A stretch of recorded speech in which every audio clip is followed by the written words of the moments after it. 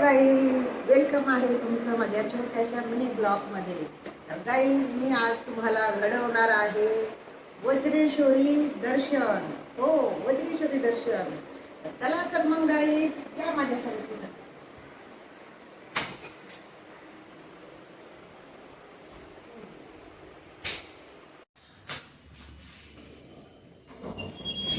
Bye bye.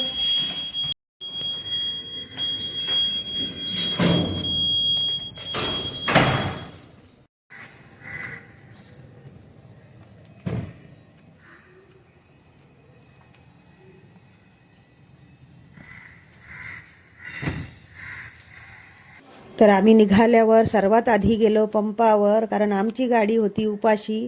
तर आधी आम्ही गाडीचं पोट भरलं आणि मग निघालो आम्ही आमच्या रस्त्यावर. खूप रस्ता खराब आहे, सगळीकडे रस्त्याचे कामं चालू आहे. जर तुम्ही येत असाल वज्रेश्वरीला तर तिथेच तुम्ही थांबा. अजिबात येण्याचा विचार करू नका, कारण मी इथे येऊन खूप बच्चे ताप झालाय गाईस मला. पण आता काय करायचं, कारण मला तुम्हाला वज्रेश्वरी देवीचं दर्शन घडवायचं होतं आणि म्हणून मी इकडे आलेली आहे. तर गाईस, तुम्ही येत असाल तर खरंच मी सांगते की नाही, तुम्ही कुठेतरी थांबा, स्टॉप करा येणं. हे बघा, दाखवते मी तुम्हाला. सगळीकडे रस्त्याची कामं चालू आहेत आणि त्याच्यामध्ये हा रस्ता आहे सिंगल.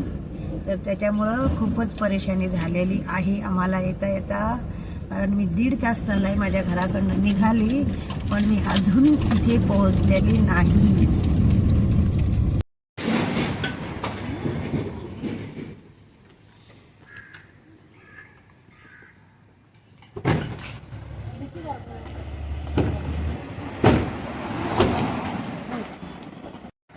गाईज, आपण आता देवळात आलेलो आहोत. तर हे बघा, मी आता ओटीचं सामान घेतलंय आणि मी निघालेली आहे देवीच्या दर्शनासाठी. तर या गाईज,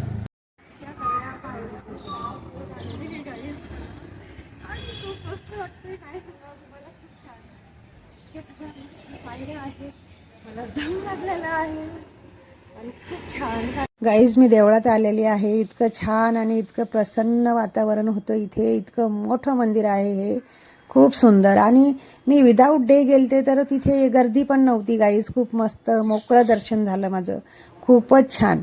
आणि इतकं मन प्रसन्न वाटत होतं गाईज, खूप छान. मी स्वतःही बरेच वर्षानंतर गेले होते वज्रेश्वरी आईला. कमीत कमी 2 ते 3 वर्ष झाले गाईज मी गेले नव्हते. पण तुम्हाला कुठेतरी आईचं दर्शन घडवून द्यायचं होतं आणि त्या दिवशी मी अचानक निघाली. हो, मी अचानक निघाली, जसं काय आईने मला बोलवलं असणार. आणि मग बाजूलाच आधी आईच्या देवळाच्या बाहेर विघ्नहर्ता होते. तर मी आधी विघ्नहर्ताचं दर्शन घेतलं. हे बघा, किती सुंदर गणपती बाप्पाची ही मूर्ती आहे इथे बाहेरच. बघा तुम्ही, मी दाखवते तुम्हाला, किती छान आहे बघा. आणि मग मी आईच्या दर्शनासाठी आतमध्ये आईच्या गाभाऱ्यामध्ये प्रवेश केला. तर खरंच तिन्ही मूर्ती इतकी सुंदर होती. आणि माझा भाऊ फोटो काढत होता, तर त्याला लगेच थांबवलं शिपायांनी. आणि मग गाईज, मी दर्शन करून बाहेर निघाले.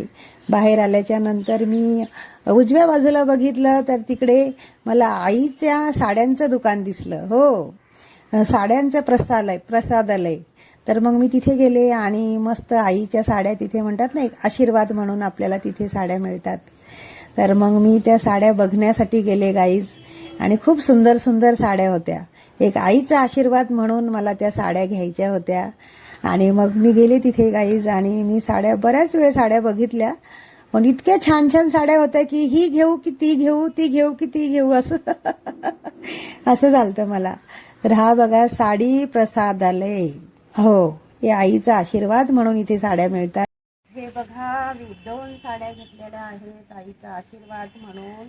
ह्या 2 साड्या माझ्या बहिणीसाठी घेतली आणि ही माझ्यासाठी, कारण हा कलर मला खूप आवडलेला आहे.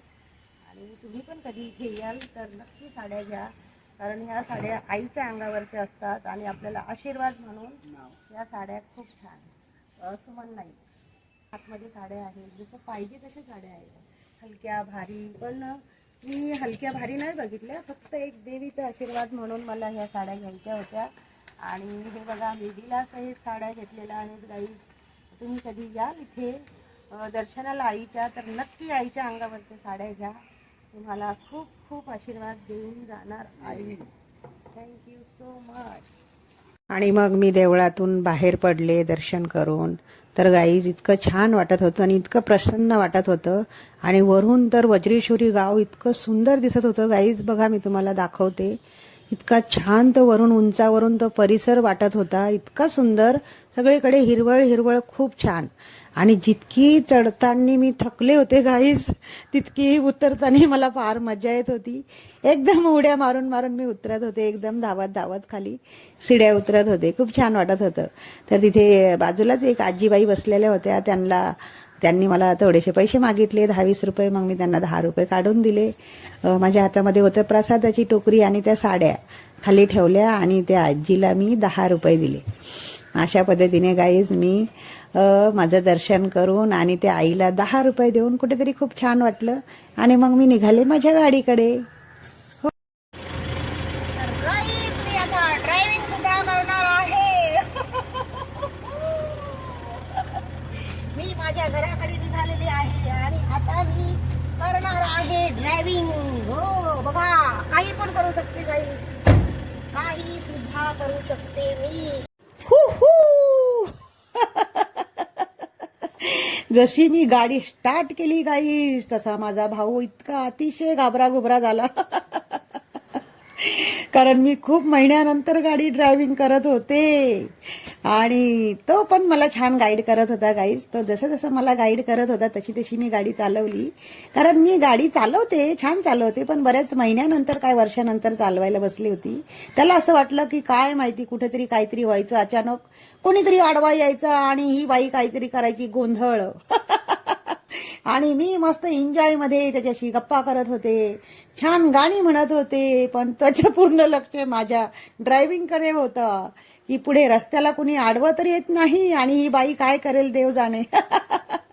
मग गाईज असं आम्ही निघालो आमच्या रस्त्याला. पण अतिशय भूक लागली होती आणि मग आम्हाला दिसला वडापाव. हो, वडापाव दिसला आणि मग आम्ही मारला ताव वडापाववर. गाईज आता आम्ही इथे थांबलेलो आहोत, तर वडापाव खाणार आहेत. कारण ब्लॉक काढून काढून मला तर खूप भूक लागली गाईज. हे बघा, आम्ही छान झाडाच्या खाली गाडी थांबवली आणि छान छान गरम गरम वडापाव घेतलेत आणि संगती आहे मिरची. यस, हे बघा तुम्हाला मिरची खाऊन दाखवते मी. अख्खी मिरची खाते मी गाईज, अख्खी मिरची.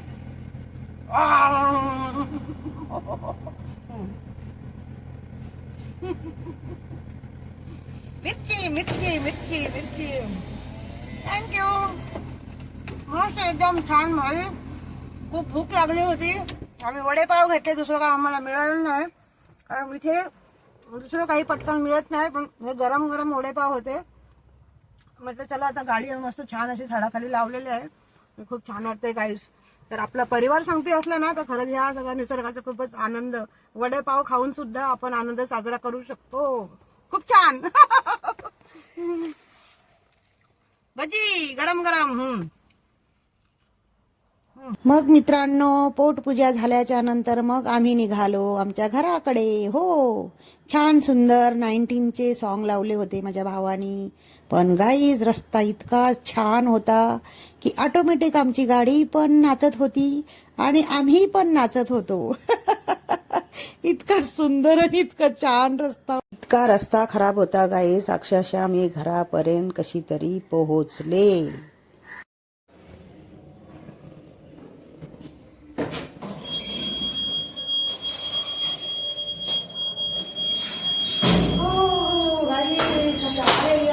माझ्या घरी किती 4 तासाचा प्रवास करून मी आता माझ्या घरात आलेली आहे. तर तुम्हाला हा माझा प्रवास कसा वाटला तुमच्या छान छान कमेंट वरून नक्की कळवा. आणि आणि आणि वज्रेश्वरी देवीचं दर्शन तुम्हाला कसं वाटलं ते सुद्धा मला तुमच्या छान छान कमेंट मधून कळवा गाईज. तर मी आता फ्रेश होते. तर tata bye bye guys, tata bye bye.